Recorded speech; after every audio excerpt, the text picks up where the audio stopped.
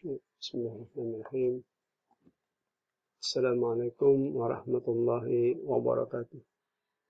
Waalaikumsalam warahmatullahi wabarakatuh. Mahasiswa peserta kuliah ilmu kalaman dasar Fakultas Ekonomi Bisnis. Alhamdulillah kita bisa tatap muka pada perkuliahan hari ini, kuliah yang keempat kalau tidak salah. Pada kuliah keempat ini kita menyambung materi kuliah yang ketiga kemarin tentang bumi dalam alam semesta.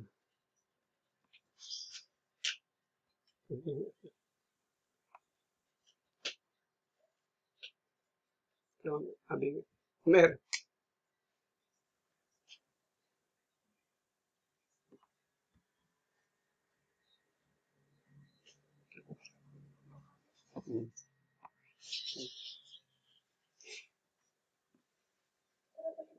Ada gangguan teknis sedikit.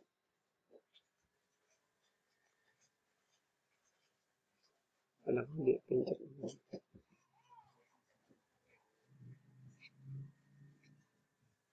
Langsung.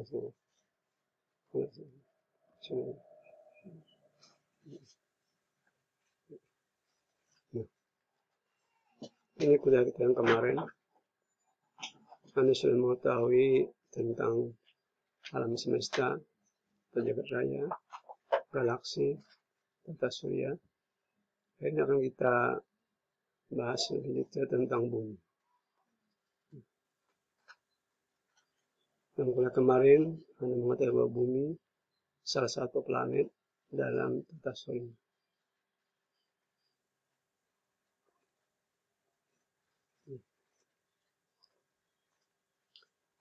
Segala bentuk bumi sudah tahu semua. Tidak bulat sempurna, tepat pada kutub-kutubnya, mengembang pada ekuatornya. Jari-jari kutub bumi 6.316,8 km. Pada ekuatornya jari-jarinya 6.378,2 km.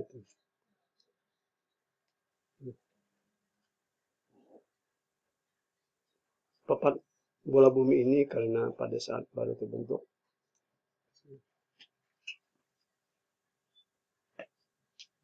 belum terlalu padat dan rotasinya membuat menggelembung pada bagian yang tegak lurus. Sumbu rotasinya itu pada bagian ekuator. Melalui seismologi, hantaran pada gelombang gempa bumi, para ahli geologi tentang tubuh bumi memperoleh gambaran mengenai susunan bagian dalam bumi.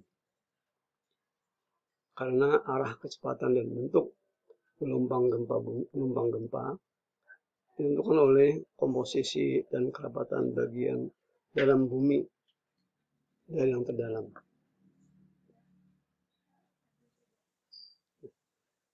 Dari pengamatan seismologi, ternyata bumi kita memiliki beberapa lapisan.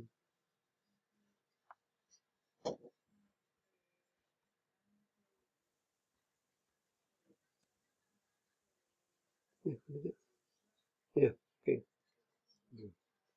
Bagian-bagian bumi.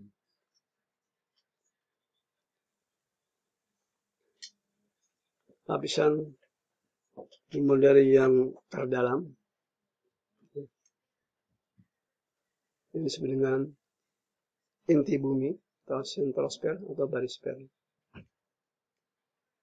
Kemudian lapisan kulit bumi yang padat terdiri dari batuan di mana kita berada, Anda injak, Anda bikin bangun sebagainya, disebut dengan litosfer atau kulit bumi.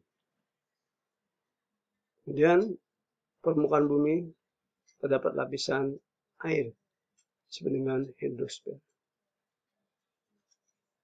Kemudian udara yang menyelimuti bumi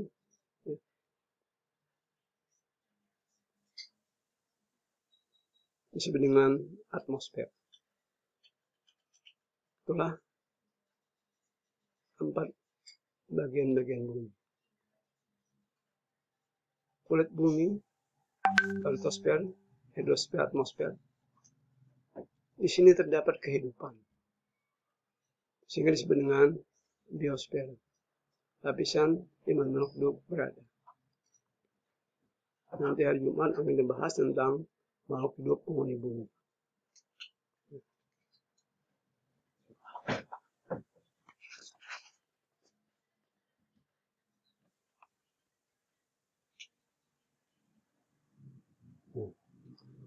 Ini gambar lain dari struktur bumi.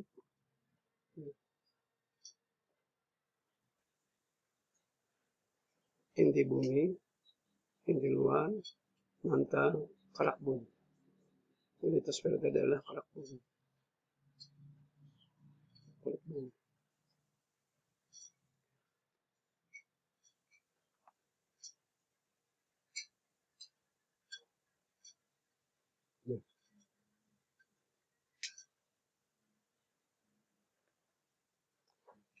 Kita menyadari bahwa pengamatan manusia tentang bumi sangat terbatas, apalagi inti bumi. Tidak mungkin masuk ke dalam bumi yang suhunya sangat tinggi. Dari hasil pengamatan manusia, diketahui atau diperkirakan inti bumi terdiri atas 3 bagian.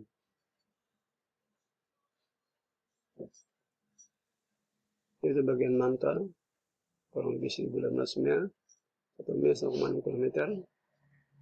Inti luar, tebalnya kurang lebih 1.360 mil.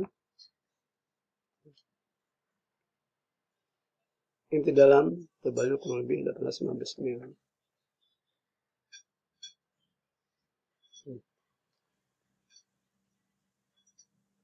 Berat jenis inti bumi diperkirakan 10,7. Sedangkan pada litosfer atau permukaan batuan hanya 2,8. Jadi makin ke dalam berat jenis makin tinggi.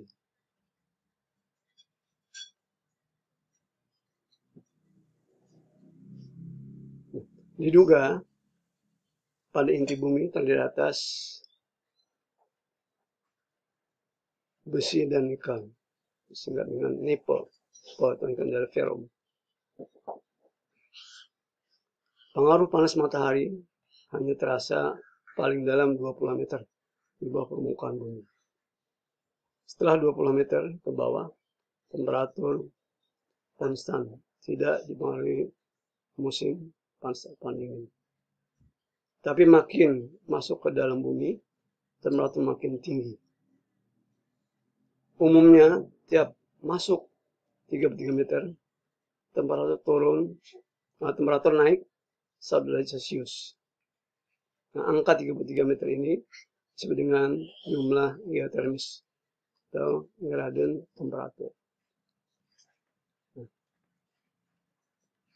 Berdasarkan dalam inti bumi dan kenaikan temperatur, jari-jari bumi rata-rata 6.307 km. Maka temperatur inti bumi diperkirakan mencapai 192.994 derajat Celcius. Jadi 192.994 derajat Celcius. Tidak mungkin ada kehidupan pada inti bumi.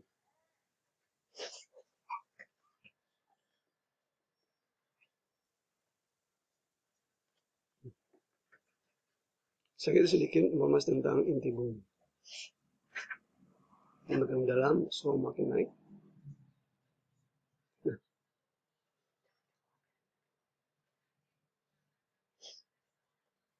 inti bumi menyebabkan adanya sifat kemagnetan bumi. Bumi merupakan magnet raksasa dengan kutub utara dan kutub magnet terletak di bagian selatan bumi dan kutub selatan magnet terletak di bagian utara bumi.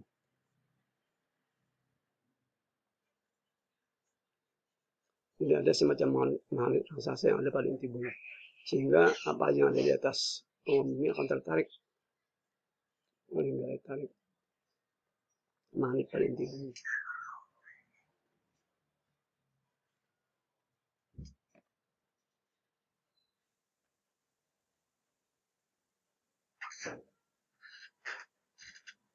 Jadi kalau ke dalam bumi suhu makin naik, setiap masuk 3 meter naik 1 derajat Celcius. Sebaliknya makin ke atas permukaan bumi, ke atmosfer, semakin rendah, dengan gradien temperatur. Kita bicarakan gradien temperatur ada semacam tentang atmosfer bumi.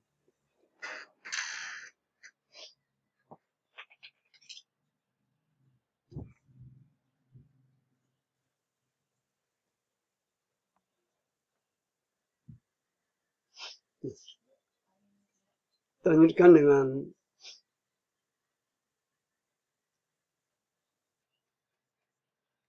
bagian bumi terdiri atas batuan, yaitu kulit bumi, dengan litosfer.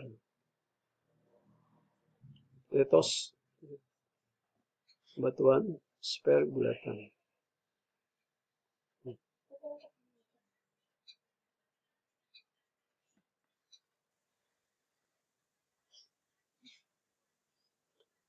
Adalah bagian bumi yang vital bagi hidup manusia, berupa benua, pulau, tempat tinggal, tempat kelangsungan kehidupan manusia dan makhluk lainnya.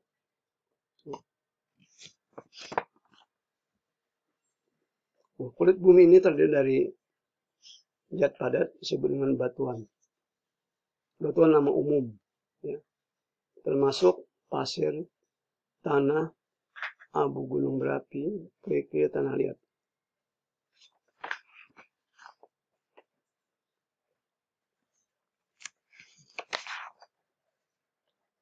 Menurut kejadiannya, batuan pada kulit bumi dibedakan atas 3 golongan. Pertama batuan beku, yang kedua batuan sedimen atau endapan, yang ketiga batuan metamorf.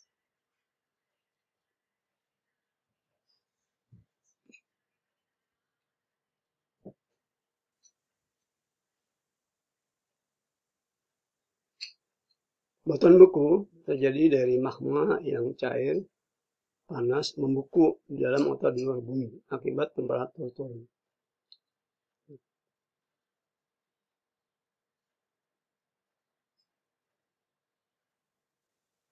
Kemudian yang kedua batuan sedimen, endapan. Angin, air, es mempunyai kemampuan mengikis batuan. Hasil kikisannya diendapkan ke tempat lain. Di tempat baru ini hasil kikisan diendapkan. Hasil kikisan tersebut ada yang tetap gembur, ada yang menjadi keras, membatu karena waktu atau tekanan dari lapisan di atasnya. Yang tetap gembur, pasir pantai, pasir sungai, sedangkan yang mengeras, konglomerat, ini kumpulan batu-batu kecil yang menyatu dan mengeras. Konglomerat, ya. Jadi konglomerat itu kumpulan batu-batu kecil yang menyatu dan mengeras. Kemudian batuan pasir, ini kumpulan pasir yang menyatu dan mengeras. Itulah batuan sedimen. Ya. Yang ketiga batuan metamorf, tamalihan. Batuan sedimen maupun batuan beku yang telah mengalami perubahan sifat karena suhu yang tinggi atau tekanan yang berat menjadi batuan metamorf. Misalnya batu pualam, marmer. Itu adalah batuan metamorf yang asalnya dari batuan beku ataupun batuan sedimen. Nah, ini sedikit informasi tentang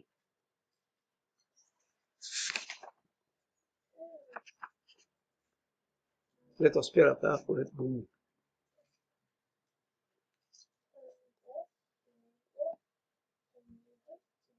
Ini gambaran lapisan bumi. Ya. Model ya.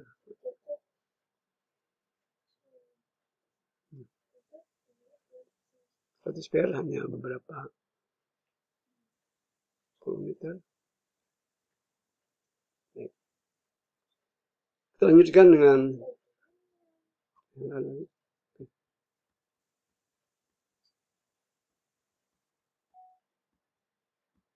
habis.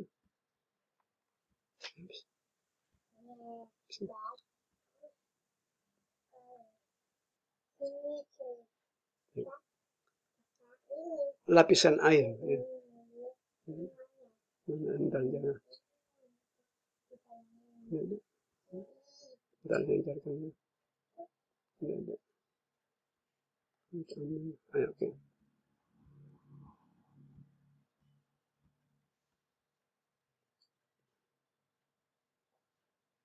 Lapisan. Oke. Sebenarnya hidrosfer, sekarang sudah semua hidro artinya air, sfer bulatan. Air yang menyelimuti bumi. Semua perairan yang berada di bumi, yaitu samudra, lautan, danau, sungai, dan air tanah. Air yang turun dari langit sebagai hujan dan salju, berarti dikatakan tidak mengandung garam atau mineral yang terlarut air tawar. Masuk ke sungai, mengalir di atas permukaan tanah dan bawah permukaan tanah, melarutkan garam-garam mineral yang ada di tanah, dibawa ke laut. Menghasilkan matahari akan menguapkan air laut, tapi garam mineral tidak ikut, sehingga air laut terasa asin. Jadi ini juga air itu awalnya tawar. Ya. Karena hujan mengikis permukaan daratan yang mengandung garam, membawa garam air sampai ke laut. Di laut makin lama makin asin.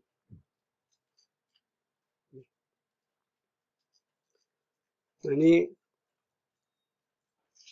kenapa air itu kadang habisnya. Ini karena adanya siklus air. Nah, ada 3 macam siklus air. Ada siklus yang pendek, hujan di laut. Air di laut karena panas matahari, maka berubah dari cair menjadi gas, menjadi penguapan. H2O dalam bentuk gas naik melalui gravitasi ke atmosfer.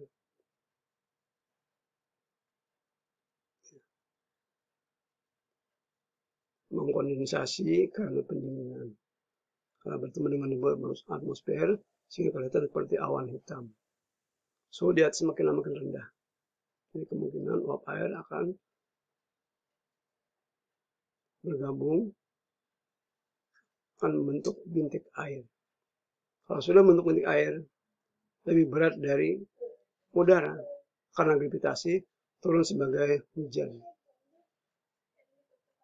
Air hujan, air murni yang turun ke laut, bercampur lagi dengan garam, menguap lagi, yang naik airnya, yang tinggal garamnya.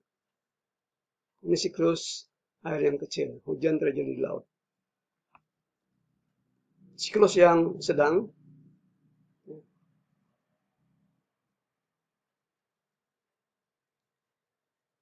penguapan terjadi di laut atau di sungai. Air naik ke atmosfer, mengalami kondensasi, perubahan dari uap ke gas. Kemudian di bawah angin ke permukaan daratan,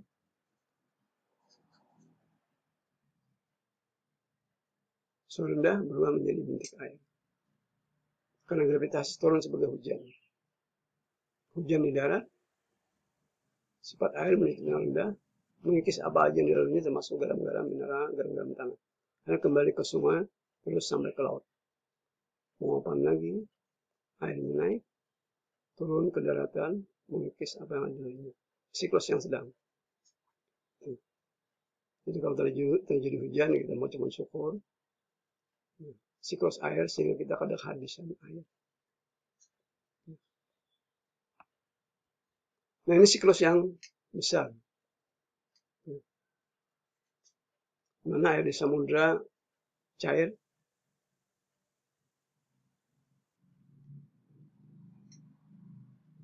mengalami penguapan. Kalau suhu sangat rendah, ya, langsung mengalami sublimasi menjadi kristal es. Di bawah angin, kristal menjadi salju, turun sebagai hujan salju. Salju mencair, es bergeser sampai ke sungai, kembali menjadi air. 3 macam siklus air, sehingga air tadi ada habisnya. Nah,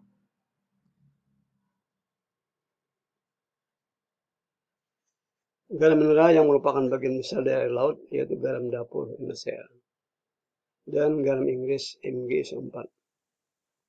Kira-kira 71% planet bumi ini merupakan lapisan air.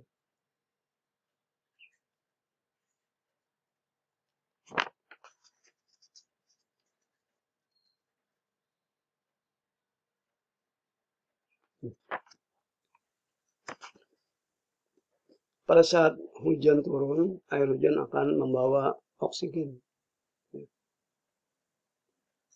dan karbon dioksida yang ada di udara ke dalam sungai, danau, dan laut, sehingga bisa ada kehidupan di dalam air.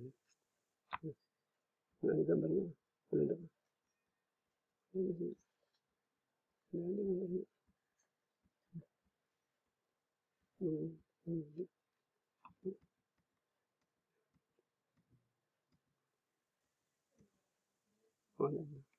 Ada gambar yang pelan-pelan.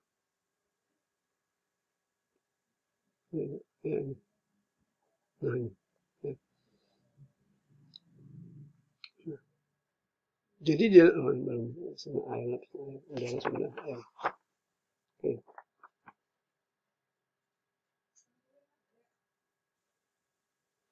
Nah, di dalam air ada kehidupan, di dalam air ada oksigen.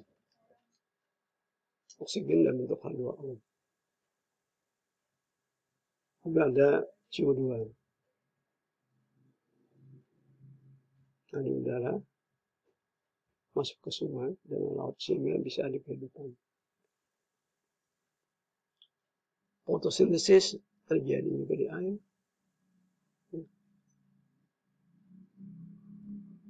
Pada tumbuhan, karena ada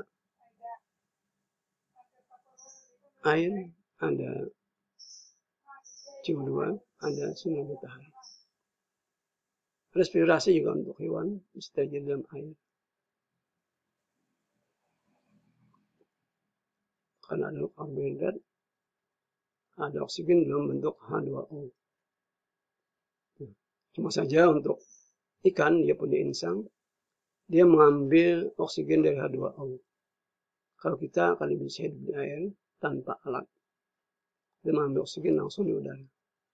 Ikan mengambil oksigen dengan insang, memecah H2O, dia ambil oksigen.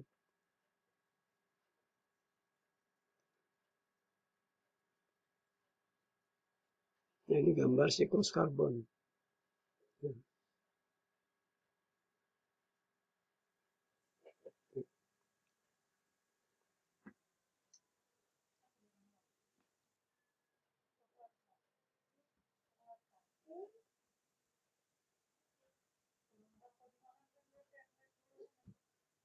Lapisan udara ada.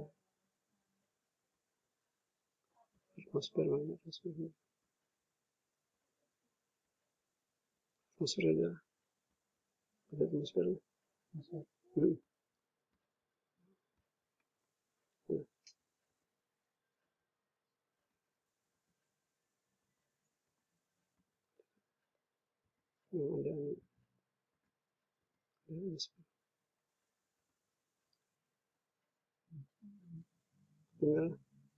tinggal ini besar.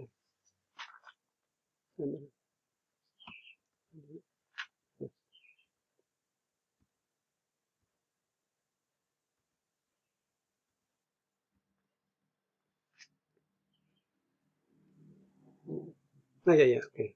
Nah, maaf. Sekarang kita lanjutkan ke bagian keempat dari bagian-bagian bumi yaitu atmosfer. Lapisan udara yang masih menyelubungi bumi. Ketinggian 0 kurang lebih 300 sampai 1000 meter. Di luar itu di luar atmosfer bumi. Ada yang membagi menjadi 4 lapisan. Troposfer, stratosfer, mesosfer, termosfer, atmosfer. Ada yang membagi menjadi 3 lapisan saja. Troposfer, stratosfer, dan ionosfer.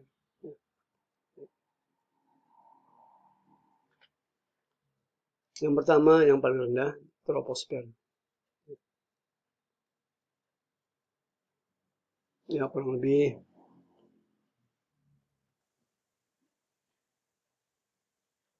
6 sampai 18 km. Ya, rata-rata kan 18 km. Dia kutub hanya kurang lebih 6 km. Nah, walaupun hanya kurang lebih 10 mil atau 6 atau 18 km, ini penting bagi kita sehari-hari. Karena gejala iklim cuaca sehari-hari terjadi di sini. Awan, embun, hujan, salju, angin terjadi pada lapisan ini.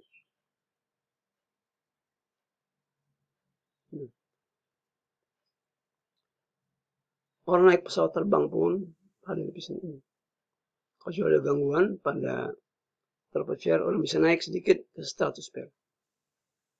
Tapi kalau naik ke stratosfer sedikit, harus bernapas dengan oksigen bawaan, karena oksigen sangat kurang. Tapi aman dari hujan, angin, badai, salju. Nah, yang istimewa pada lapisan ini terdapat gejala yang namanya lap shred. Artinya setiap naik 100 meter, suhu turun 0,6 derajat Celcius. Nah, beda dengan masuk ke dalam bumi. Semasuk 33, suhu naik 1 derajat. Di sini naik 100 meter, suhu turun 0,6 derajat Celcius. Lap shred. Adakah salju di Indonesia? Tidak ada. Ya, tidak ada. Ada yang penjawaban lain? Adakah salju di Indonesia? Tidak ada, Pak. Indonesia dari Sabang sampai Merauke. Pernah mendengar orang di Irian Jaya? Puncak Jawijaya? Ada nggak salju di sana? Ada. Ada. Ya, di Puncak Jawijaya itu ada salju. Bukan karena musim. Ada musim, tapi karena ketinggian.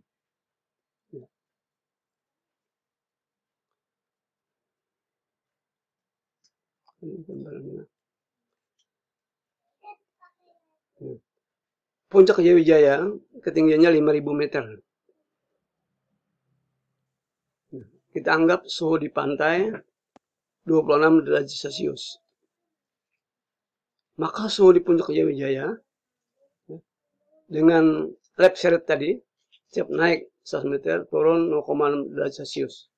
Maka suhu di Puncak Jawijaya 26 derajat Celcius dikurangi 5.000 meter kali 0,6 bagi 100. Hasilnya adalah min 4 derajat Celcius.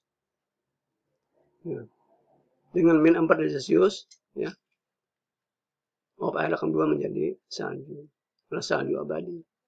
Jadi ada salju itu di Indonesia, Puncak Jawijaya, karena ketinggian, bukan karena musim. Nah, gejala ini menjawab mengapa di daerah tropik bisa ada salju. Bukan karena ada musim, tapi karena ketinggian.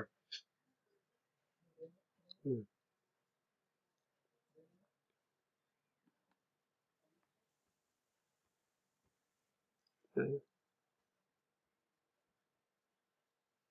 itu tadi troposfer. Yang kedua stratosfer.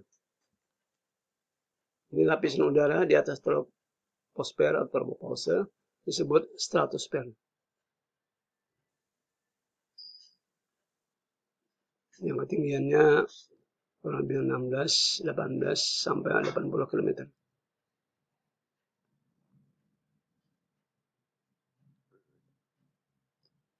Kenaikan suhu pada lapisan ini karena adanya unsur ozon. Ozon O3. Kalau oksigen O2, di sini ada ozon. Ozon ini mampu menyerap radiasi ultraviolet dari sinar matahari.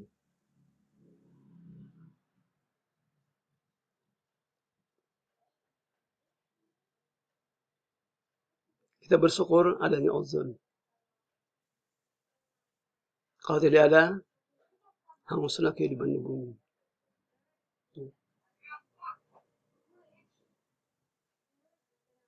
Radiasi ultraviolet dari matahari sangat tinggi. Sebelum sampai ke bumi, disaring dulu oleh ozon. Sehingga yang sampai ke bumi merupakan rahmat bagi kehidupan manusia. Sayangnya, ulah tingkah manusia, ada bagian tertentu ozonnya yang menipis, berlubang. Baik.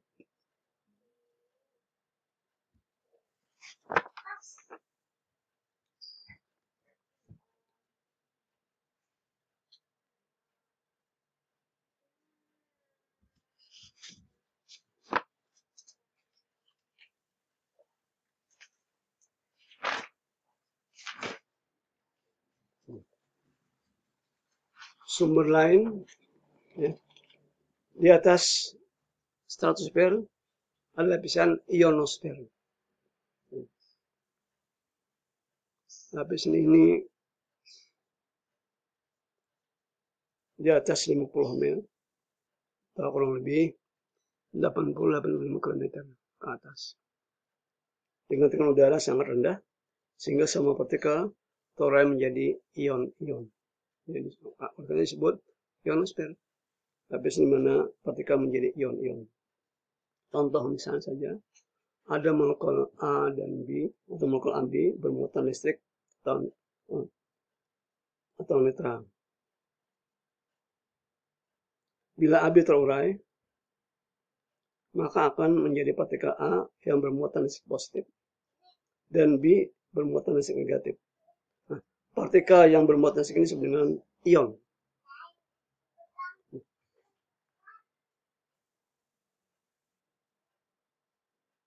Ini semua partikel di sini terurai menjadi ion-ion.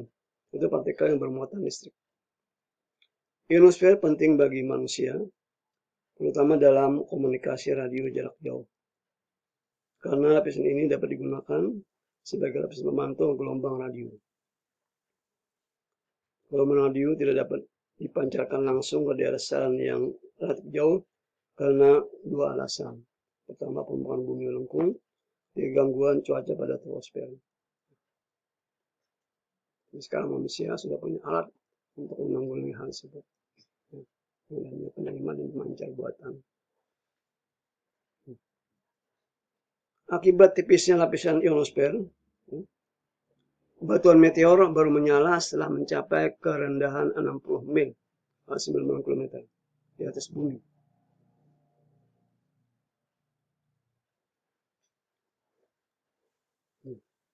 Di atmosfer ada juga yang membagikan sedasar suhu, yaitu troposfer, stratosfer, mesosfer, dan termosfer. Bisa kita mau yang mana? Bagian sebesar suatu sebesar yang lain.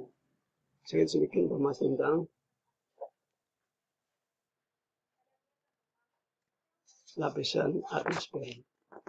Nah, atmosfer penting bagi kehidupan di bumi. Karena tanpa atmosfer, makhluk hidup tidak dapat hidup. Atmosfer sebagai pelindung kehidupan di bumi dari radiasi matahari yang kuat siang hari, mencegah hilangnya panas ke ruang angkasa pada malam hari. Di malam kita kadang kedinginan, siang ada kepanasan, karena di bagian atmosfer yang membantu kita untuk hal tersebut. Sangat beruntung bahwa atmosfer menyebabkan hambatan bagi benda yang bergerak melaluinya. Sehingga meteor yang melalui atmosfer akan menjadi panas, hancur sebelum sampai permukaan bumi. Melihat malam-malam ada bintang jatuh, bergeser atmosfer, panas menyala, hancur sebelum sampai permukaan bumi. Ada yang pernah sampai ke permukaan bumi karena begitu besarnya masanya, jatuh di Arizona dan Siberia. Ratusan ribu ton beratnya.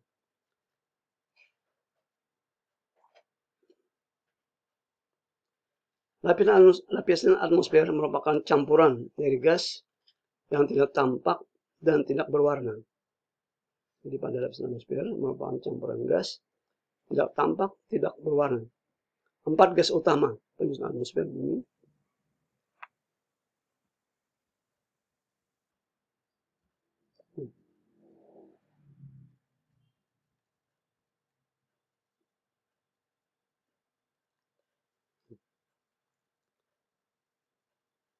Yang pertama paling banyak nitrogen. Yang mencapai 78%. Yang kedua oksigen 20,9% atau 20% diratakan. Yang ketiga argon 0,9%. Yang keempat CO2, karbon dioksida 0,03% kurang lebih.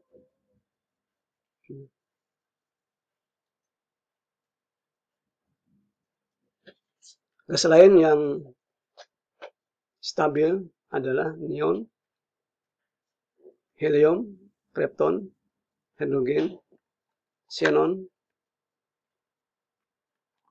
metana, dan yang kurang stabil adalah ozon. Itulah gas utama dan lainnya penyusun atmosfer bumi.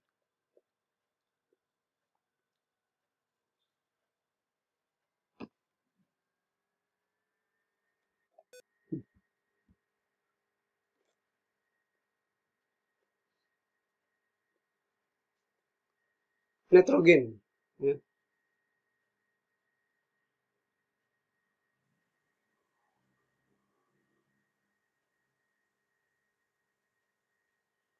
terdapat di udara dalam jumlah yang paling banyak. Tidak langsung bergabung dengan unsur lain, tetapi hakikatnya unsur ini adalah penting, merupakan bagian dari senyawa organik, yaitu protein. Jadi senyawa organik yang mengandung adalah protein. Kalau karbohidrat mengandung CHO, lemak CHO. Kalau protein mengandung CHO dan nitrogen. Kalau tidak ada unsur ini, materi akan mudah terbakar. Setiap ada api akan menimbulkan kebakaran, sulit dipadamkan.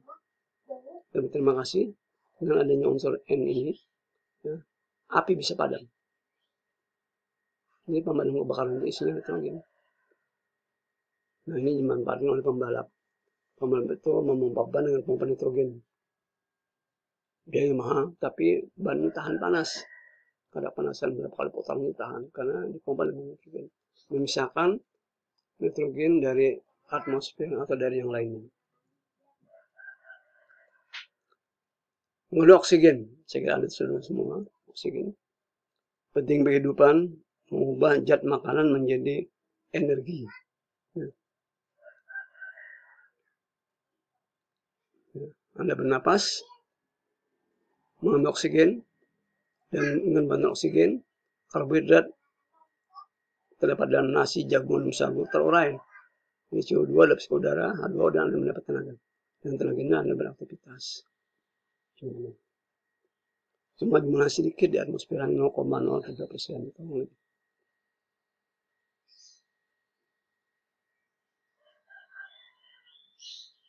Ini CO2 dihasilkan dari pembakaran bahan bakar, pernapasan manusia dan hewan. Dibutuhkan oleh tumbuhan untuk berfotosintesis.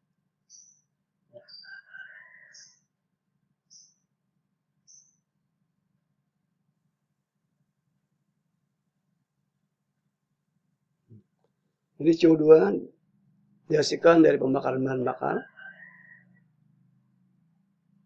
pernapasan manusia, hewan, dibutuhkan oleh tumbuhan untuk berfotosintesis. Nah, di sini terjadi hukum timbal balik. antara manusia dengan tumbuhan hijau. Manusia bernapas merupakan oksigen. Oksigen yang kita gunakan dari tumbuhan. Untuk tenaga dari karbohidrat juga dari tumbuhan. Hasil pernapasan kita, CO2 merupakan racun bagi lingkungan. Tumbuhan yang menyerapnya untuk berfotosintesis. Jadi banyak sekali jasa tumbuhan terhadap kehidupan manusia. Sayang kehidupan, sayanglah tumbuhan.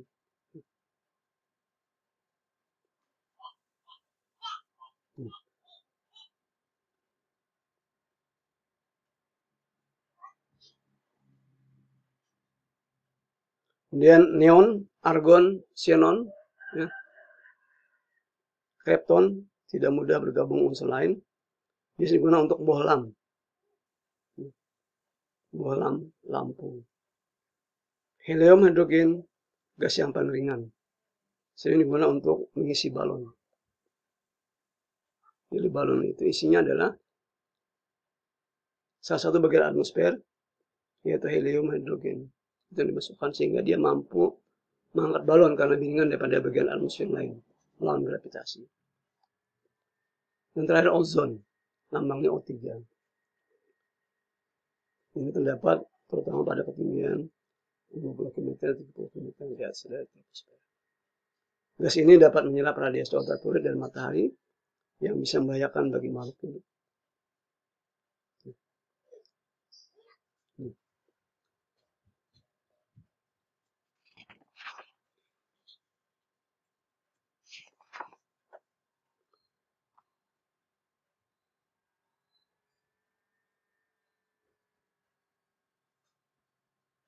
Nah ini, kemarin kalian saya bertugas. Ya. Anda sudah tahu komposisi atmosfer bumi tadi. Berapa oksigen, berapa nitrogen, berapa CO2 yang normal. Atmosfer bumi mengandung berbagai macam gas yang berfungsi melindungi, memberi kehidupan bagi makhluk hidup yang ada di bumi. Dengan makin meningkatnya aktivitas manusia, meningkatnya pencemaran udara, kandungan gas di atmosfer ikut berubah. Perubahan ini berakibat bencana bagi makhluk hidup yang ada di bumi. Bencana yang timbul antara lain hujan asam, penipisan ozon, pemanasan global. Kemarin kalian saya minta untuk mencari jawaban atas peristiwa-peristiwa ini. Pengertian, penyebab, akibat, dan penanggulangan.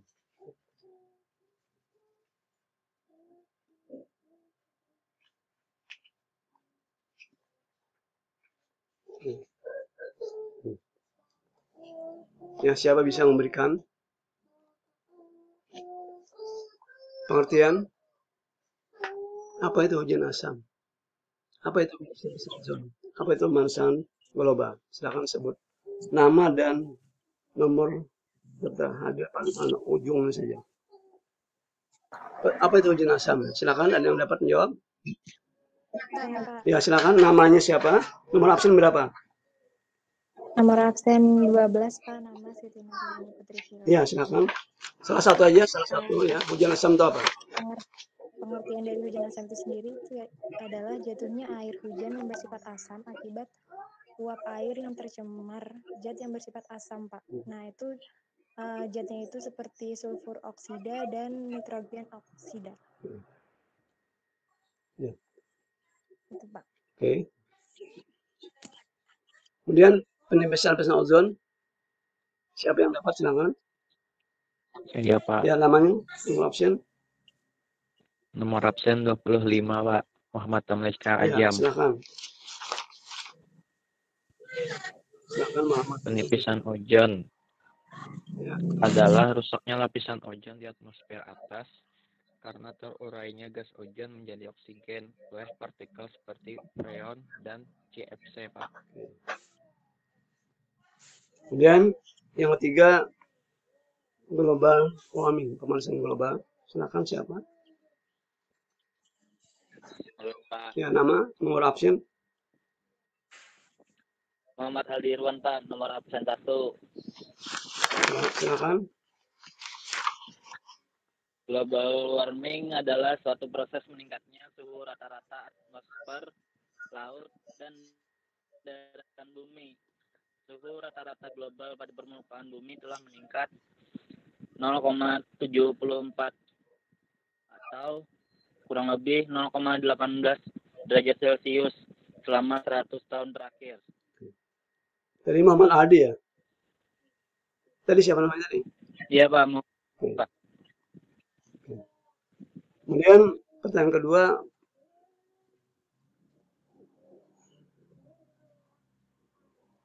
penyebab ya, dan akibatnya. Yang siapa untuk hujan asam, apa penyebabnya, apa akibatnya? Saya Pak. Dan nama, nomor absen berapa? Nama Salma Amalianur, nomor absen 11. Ya, silakan. Penyebab dan akibatnya apa? Jadi penyebab dari hujan asam itu kalau dari kejadian alaminya bisa berasal dari erupsi gunung berapi dan kebakaran hutan.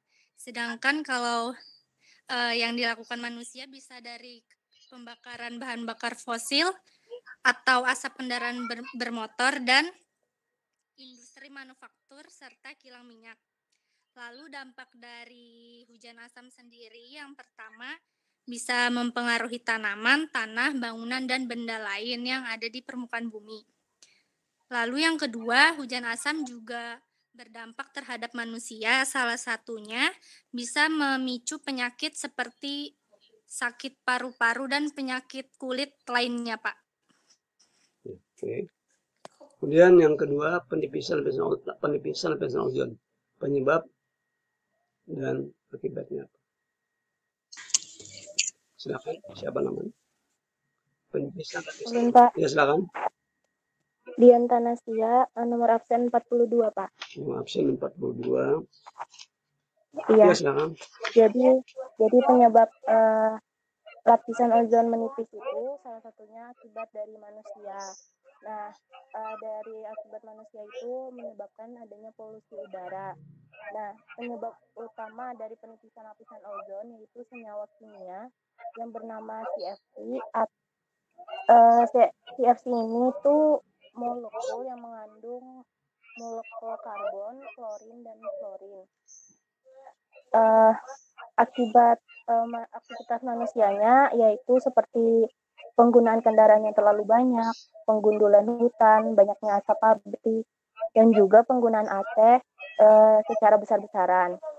Nah, untuk dampak dari penipisan lapisan ozon itu yang pasti berdampak bagi kesehatan manusia kan seperti kulit terbakar, ada pengaburan kornea, juga katarak mata, penurunan daya tahan tubuh. Sinar matahari yang berfungsi untuk membunuh mikroorganisme perairan yang populasinya berlebih. Nah, hal ini mengakibatkan keseimbangan ekosistem terjaga. Karena adanya penipisan lapisan ozon, maka intensitas ultraviolet akan akibat lapisan ozon yang menipis, nah mikroorganisme perairan nanti akan mengalami kematian besar-besaran dan mengurangi produksi oksigen alami. Ya, sudah. Baik. Terima kasih. Yang terakhir, global warming. Ya, silakan. Namanya siapa? Novika Alfiriana. Nomor absen? Nomor absen 1, Pak. Novika. Ya, silakan.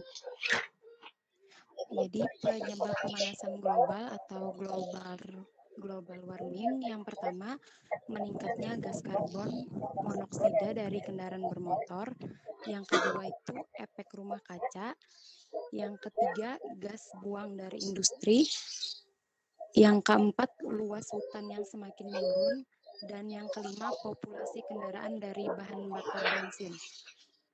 Nah, untuk dampak pemanasan global itu yang pertama perubahan cuaca dan iklim, yang kedua menurunkan hasil pertanian.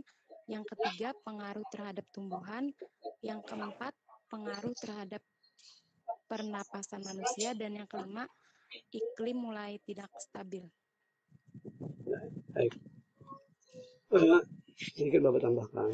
Jadi bencana yang timbul akibat perubahan atmosfer bumi antara lain hujan asam, pemanasan ozon, dan pemanasan global. Hujan asam ini dimulai dari pembakaran minyak bumi, batu bara, proses industri, menyebabkan banyak gas buang antara lain SO2, sulfur dioksida, dan nitrogen dioksida ke udara. Jadi akibat aktivitas tadi, SO2, NO2 akan banyak di atmosfer udara dari semua proses pembakaran. Nah, SO2 dan NO2 ini akan bereaksi dengan uap air yang berada di atmosfer, akan membentuk asam sulfat H2SO4. Di atmosfer ada H2SO4 dan asam nitrat HNO3 di atmosfer. Karena buangan SO2 dan NO2 tadi bertemu dengan H2O.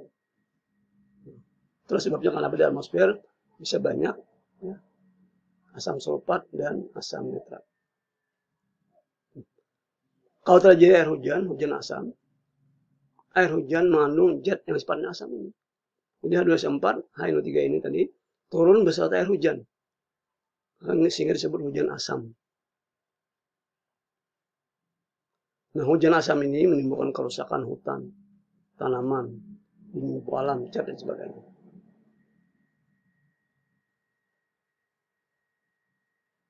Hujan normal tidak tercemar asam. Ya.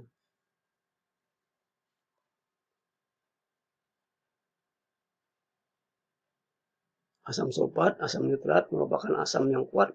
Bila terkena hujan, maka pH akan turun di bawah dari 5,6. Normal ya 6 sampai 7 itu normal. Di bawah 5,6 ya asam, di atas 7 basa. Jadi hujan normal tidak tercemar asam. Kan sekitar 6 atau kurang sedikit dari 6.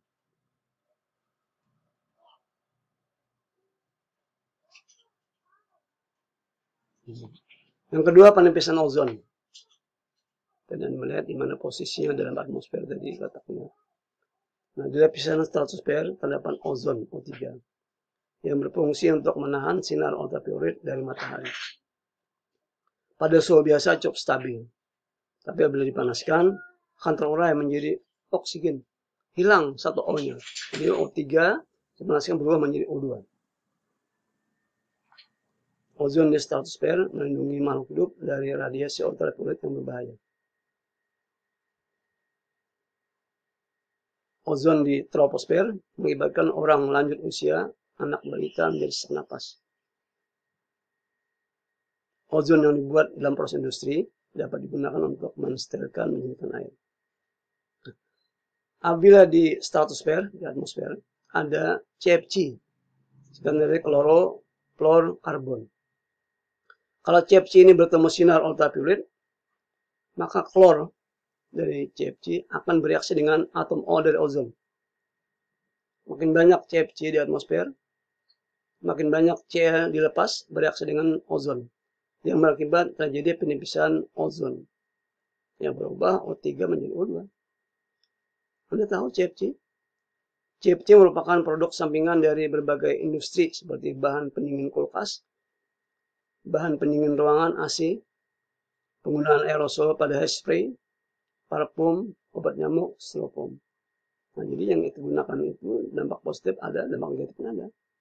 Kulkas, ya, makanan bisa tahan lama, AC, Anda bisa tenang, tidak kepanasan. Tapi dampak negatifnya, kita harus tahu apa dampak positif, apa dampak negatif. Kalau dampak negatif dan dampak positif, pertimbangan untuk teruskan. Apabila penipisan ozon terjadi, dampak pada manusia antara lain, seperti yang disebutkan tadi, terjadi kanker kulit, katarak mata, penurunan kekebalan tubuh. Dan terakhir, global warming. Oh, ini nanti ada makalah dari teman kalian tentang global warming. Ya, saya tidak menjelaskan dulu, silakan nanti.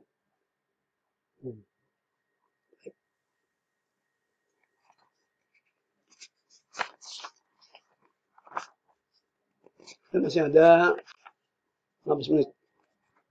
Sedikit saya menambahkan.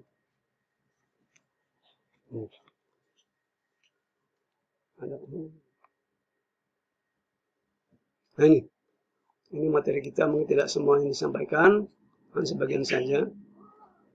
Pertama, gerak rotasi bumi. Bumi berputar pada porosnya. Bumi sebagai planet yang mengelilingi matahari. Matahari sebagai bintang. Di samping dia mengelilingi matahari, dia juga berputar pada porosnya, disebut gerak rotasi bumi. Arah putarannya dari barat ke timur. Berapa lama bumi berputar pada porosnya? Berapa lama satu hari satu malam itu?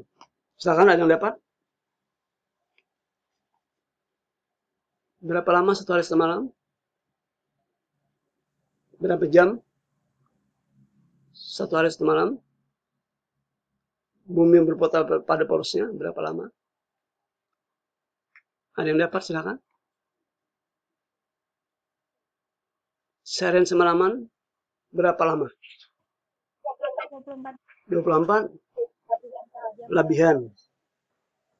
Ada yang tepat? 23 jam 56 menit 4091 detik. Namanya siapa? Namanya nomor absen? Nurulita Pak, nomor absen 37. 37 sebentar ya. Ya, oke, betul. Nah, jadi 23 jam 56 menit 4 detik. Ya, dibulatkan 24 jam. Ya. Nah, akibat rotasi bumi ini terjadi gerak semu harian matahari. Seolah matahari mengelilingi bumi. Matahari bergerak dari timur ke barat seolah pada justru sebaliknya. Bumi lah yang mengelilingi matahari. Gerak semu harian matahari. Ya, seolah matahari terbit di timur dan terbenam di barat. Akibat rotasi bumi terjadi penggantian siang malam. Saat ini kita siang, nanti akan menjadi malam setelah berputar. Di mana separuh dari bola bumi menerima sinar matahari siang, sedangkan separuh bola lainnya mengalami kegelapan. Jadi kalau kita malam hari bertemu pagi, ucapan alhamdulillah. Artinya bumi masih berputar pada porosnya masih normal. Coba kalau ada putar lagi malam belawasan. Nah, ini bagi yang mempunyai pengetahuan, kan banyak nilai tambah. Menit alam saja sudah ada nilai plusnya. Ya. Nah, terjadi perbedaan waktu antara tempat-tempat yang berbeda garis bujurnya. Bentuk bumi bulat, tepat pada kutub, mengalami kepembatan pada bagian ekuator, mengalami penggembungan. Pembiasaan arah angin, arus laut, seperti yang dijelaskan dalam hukum Boyce-Balut. Angin di belahan bumi utara tidak bergerak lurus dari tekanan udara maksimum ke daerah tekanan udara minimum. Tetapi di belahan bumi utara dibiaskan ke kanan dan di belahan bumi selatan berhenti. Nah, ini rotasi bumi. Yang kedua, revolusi bumi. Bumi di samping berputar pada porosnya juga mengitari matahari. Sekali putar memakan waktu 365 hari. Gerakan berputar mengitari matahari. Ini disebut dengan revolusi bumi. Jadi bumi samping berputar pada porosnya juga berputar mengelilingi matahari.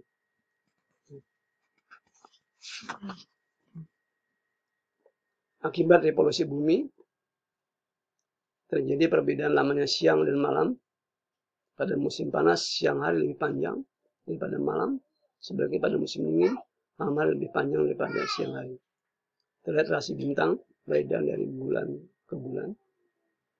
Daerah sebelah utara, garis balik utara, tropik dan Cancer.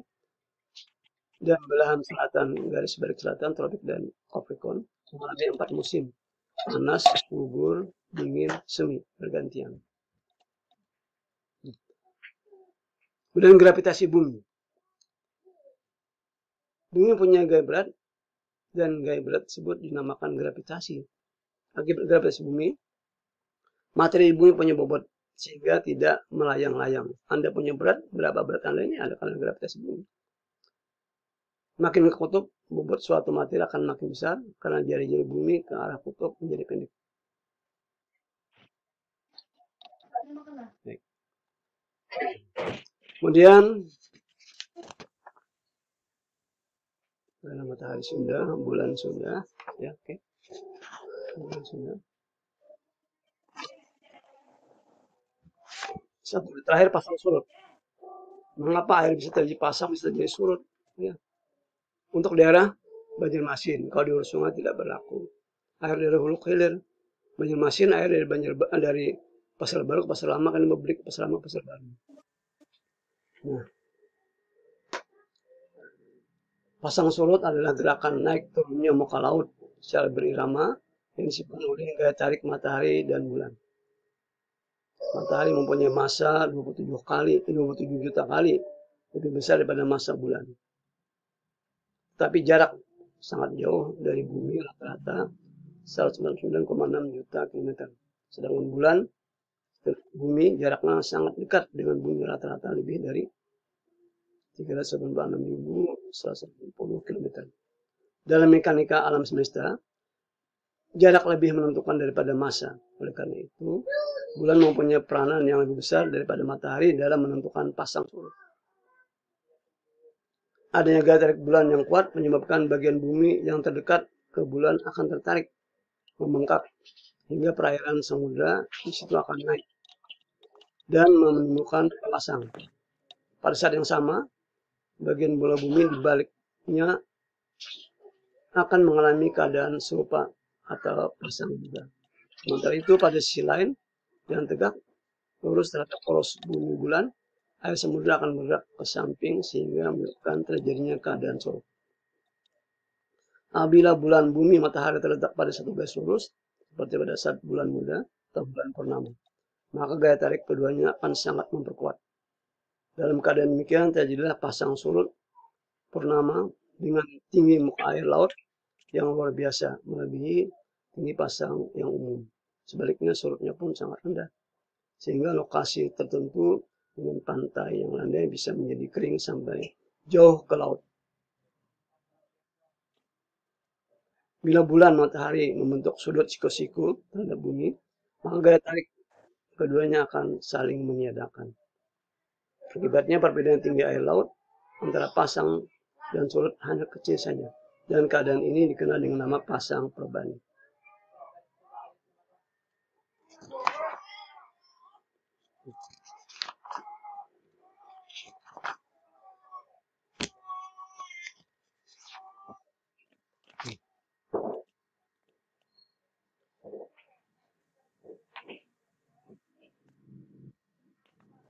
Dari orang yang terdahulu kita tahu bahwa bumi termasuk manusia di dalamnya hanyalah setitik debu yang tak berarti di dalam kekuasaan dan kebesaran alam semesta. Melihat alam semesta yang maha besar ini, kita mungkin terusik untuk bertanya, apakah kita yang berada di salah satu pojok alam semesta ini adalah satu-satunya makhluk hidup yang ada di seluruh alam semesta ini? Apakah ada kehidupan lain?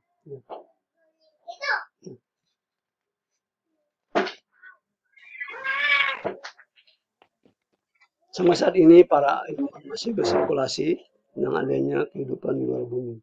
Secara umum terbagi dua kutub. Ya. Ada yang mengatakan ya, ada yang mengatakan tidak. Ya. Baik.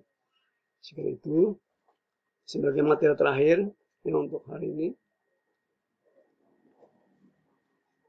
bahwa usaha manusia untuk mempertahankan eksistensinya di muka bumi menghasilkan teknologi.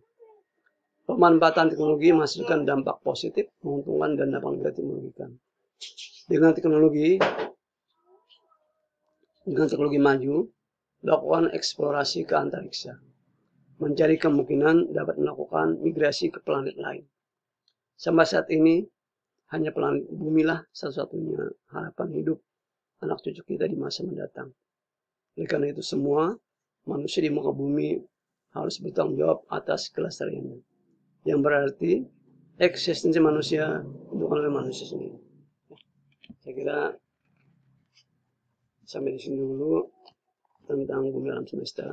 Bagi kalian yang ingin memperdalam, silakan baca sumber-sumber lain. Kita dibatasi materi ilmu kealaman dasar.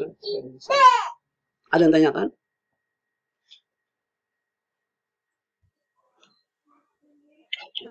Ada Pak. Kalau tidak ada, saya kira untuk hari ini cukup di sini. Hari Jumat nanti materi kita adalah makhluk hidup penghuni bumi. Jadi hari bicara buminya, hari Jumat bicarakan makhluk hidup penghuni bumi. Terima kasih. Assalamualaikum warahmatullahi wabarakatuh. Waalaikumsalam warahmatullahi wabarakatuh.